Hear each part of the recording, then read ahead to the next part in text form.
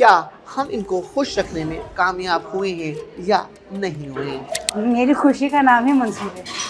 हर पल को जी लो अच्छी तरह से, खुशियों के साथ। मैं इस वक्त कराची पाकिस्तान के अंदर मौजूद हूँ, सेनेटर कैफ़े के अंदर मौजूद हूँ।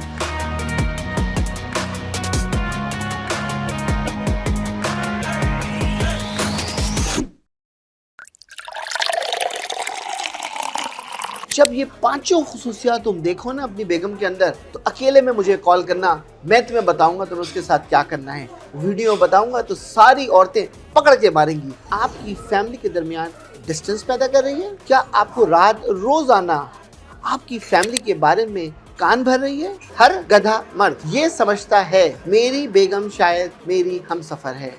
दोस्तों ये कभी गलती से मत सोचना।